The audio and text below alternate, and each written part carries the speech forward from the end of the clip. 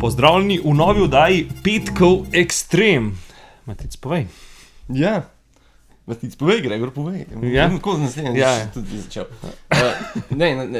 Danes bo spet Spet? tista, ki sem rekel o neznanih Slovencih. Aha. Danes Bo- ne bo še hist, če kakšen? Ne, je pa zanimivo, ampak sem še pol ugotovil, da bo z istim imenom. Aha. Albin Belar v tem primeru. Aha.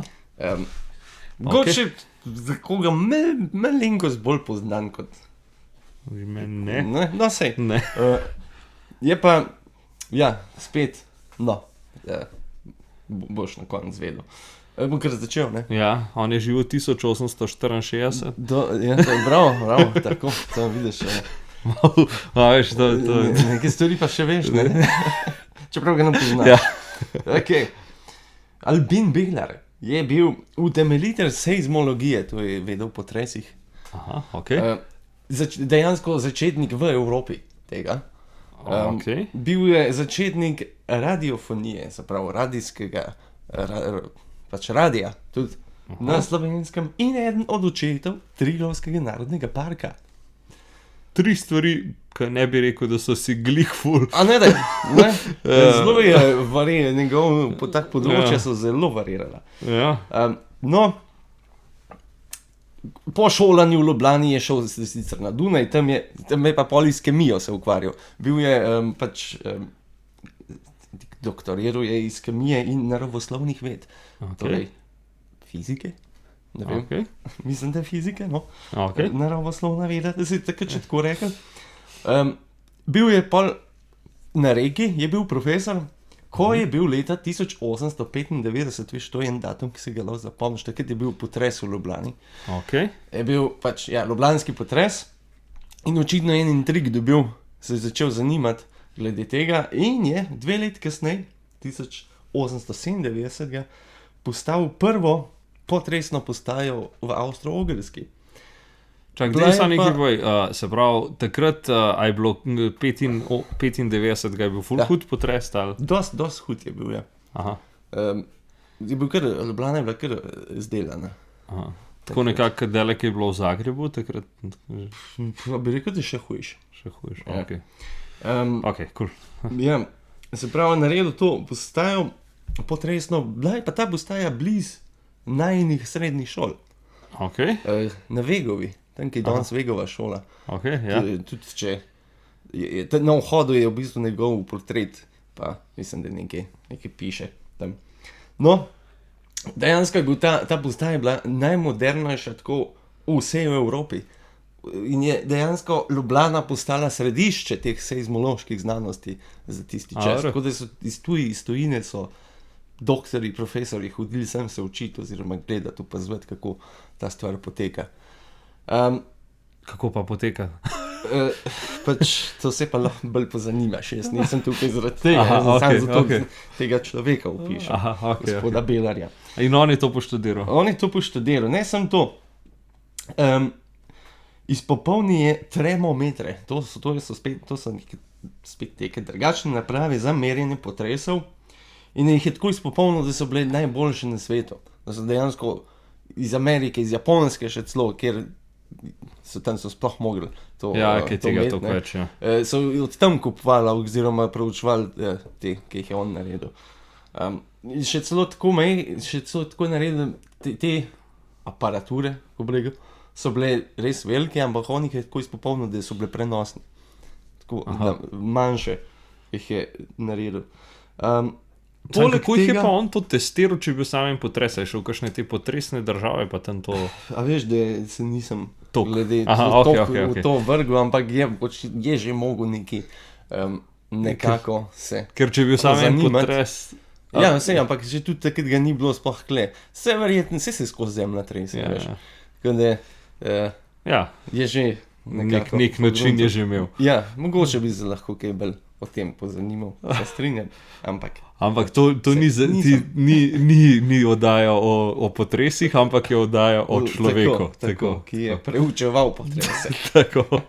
No, tudi tukaj nekaj, kar se nisem pozanimal, da je naredil seizmograf, prenosni seizmograf, vodoravni, ne vem kakšen je to, ki je bil namenjen v bistvu za zelo oddaljeno področje, da lahko meril stotine kilometrov stran potrese, ki ga je poimenoval Zlatorog.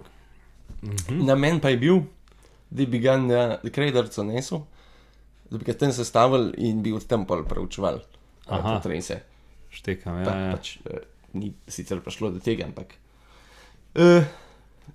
v tujini je ogromno enih nagrad dobil za raziskovanje, za preučevanje potresov in tako naprej. Znan je pa tudi potem, da je izdelal prvi žepni radio. On je zelo rad stvari velike v manjše spravo. Zgleda, v današnjem času bi bil zelo popularen, ker bi bil. Verjetno. Hočemo zmer vse čipe z vse stvari ful manjše. Mogoče, če bi danes živel, da bi spet nekaj. Tako da dejansko nek radio je naše gore list naredil. Tudi menda se je zelo zavzemal, da bi kaj postavil tudi radijsko postajo. Ja. Zdaj se je zavzemal, da bi na Slovenskem imeli vsi, ali pa da bi bile te radijske postaje, da bi ljudje lahko poslušali radio oziroma novice in tako naprej. Ja. Zelo se je za to zavzemal. In bi šlo v to smer dosti, če ne bi prišlo do prve svetovne vojne, ki je pač ves proces pa znanost ustavila. Zdaj sem gledal ta prva svetovna vojna, ker malo škode tudi tako naredila. Enkrat sem gledal, da naj bi te sončne celice, da so imeli že pred prvo svetovno vojno, da so jih imeli zelo izpopolnjene. Tako res zelo na modern način. V bistvu po prvi vojni je bilo šele čez 50 let so recimo spet začeli in so dejansko z nule začeli, medtem ko so imeli že kar močno. Tako da boh ve, kaj je bilo. Če ne je bilo, ja. Se pravi, smo rekli, bil tudi naravoslovec, naravovarstvenik. On je bil en od 1908 je na državna vlada hotel je ta Triglavski narodni park že 1908 zavarovati oziroma narediti, ampak ker je bila, ne vem, mislim, da je zelo, ker sem bral, živinoreja je bila tam že zelo prisotna in tako naprej in zaradi tega pa niso naredili Triglavski narodni park že takrat. Kdaj pa so ga naredili? Pol so nekako 1924 en del 1981 je bilo pa toliko, kot je danes. Ampak, če bi takrat 1908 bi imeli Slovenci prvi narodni park v Evropi. So nas pa Švedi bolj prehteli zaradi tega. Tako da ne moramo se fleksati, da imamo najstarejši park, lahko imamo pa idejo, mislim, lahko pa rečemo, da smo imeli idejo že ta prvi v Evropi. Pa so pa Švedi slišali, pa pokopirali. Recimo temu. Tako. Zanimivo dejstvo bi bilo, koliko je narodnih parkov trenutno na svetu. A veš, da sem prav gledal to. Jih je kar veliko. Okay. Glede na to, da dobrih 100 let nazaj ni bilo nobenega, ne? Ja. Ne vem, po mojem, to je bilo za Evropo, sem tudi gledal, mogoče je bila kaj prej. No, se nima veze. Ja. Tudi med prvo vojno je pomagal, v bistvu je bil nek vodja prisluškovalnega oddelka, ali kako preko, ker so te seizmografi, oziroma to, kar je on naredil, so bili toliko izpopolnjeni, da so lahko poslušali, če Italijani kaj kopljajo jame oziroma rove, tako da je tudi na tak način pomagal. Zanimivo. Tako da bi rekel, da je nek svetovni znanstvenik, pa spoštovan, pa tako naprej, da bo imel neko lepo zaključek življenja. Ja, pa ga žal ni imel, ne. Ne vem, saj nismo sami Slovenci, fauš, en drugom, ampak mi smo res tako malo bolj, konkretno, očitno. Zato, ker že po prvi vojni je bil označen za nemškutarja. To je pa tak nemškutar. Pejorativni oziroma slabšalni izraz za Slovenca, ki se je, ne vem, podredil ali pa ki je hotel, ki se je bolj v nemško kulturo vrgel, kot pa v slovensko. Aha. Ki je bolj to, ja, pač, ko je, ne vem, vse so bili nekateri, ki so mogoče sploh želeli, da bi Slovenci se čisto ponemčili, karkoli. Ampak on sam sploh ni bil toliko, pač, če je bil znanstvenik, valjda je mogel v nemščini pisati pa govoriti. Pa, Ker je bilo to bolj, no, ampak obtožili so ga pač izdajalstva, recimo temu, tako da je izgubil službo, ker bil je v bistvu tudi profesor. Vso opremo so mu zaplenili, radijsko in seizmološko postajo so mu vzeli, knjižnico so mu vzeli. Pa pol po prvi svetovni. Ja. Zato, ker pač takrat ni bilo več Avstro-Ogrske, ne, je bila že Jugoslavija. Ja, on je pa Ja, se pravi, pravico do javnega dela nič ni mogel. Pol na koncu sem pa še, ko je imel družino, poročen je bil otroke, oni so se zaradi teh pritiskov izselili v Ameriko, on sam pa ni pasoša dobil. Se pravi, toliko so ga po domač zjebali, pa mu na koncu pa veš, kad mu rekel, pa veš, daj pošel ga pač nekam drugam, ne, tukaj boš ustal pa, tukaj boš trpel, kako bi temu rekel. Kar je trpel, ker je zbolel, tako konkretno dobil je neko paralizo udov, pol je skoraj slep pa gluh ratu. 1930 ga se je izselil, pol v Kočevje do enih, pač žlahtnikov, kako naprej. No, in leta 1939 je pač umrl spet, sam, pozabljen in tako naprej. Tako da,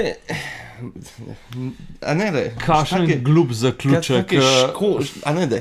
Tako. Sploh ni bilo nikoli toliko pojasnjeno, zakaj so se toliko na njega spravili, ampak mogoče mi bo kdo fauš ali pa kaj takega.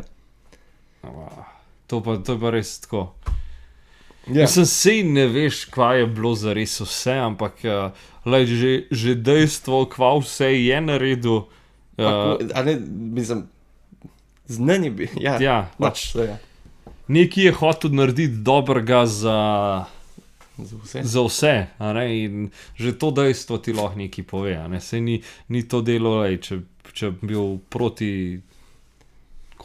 proti ne vem, Jugoslaviji takrat, ne vem, kva ima to veze z njegovimi izumi, se to ni delo za Nemce ali pa za ne vem kjerga. Pač za vse, se tudi polem pisem, ki je na koncu pisal, da je sam napisal, da se je trudil za Slovence in za slovenske dijake in tudi na šoli, da je podpiral pač vse slovensko, pa ni bilo dosti dobre.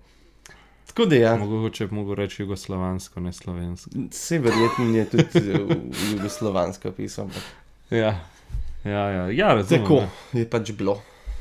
No, in Albin Belar je še en od znanih Slovencev, ki so znani. Ki niso tako... Ja, škoda mi je, da ga ne poznam zares, zdaj.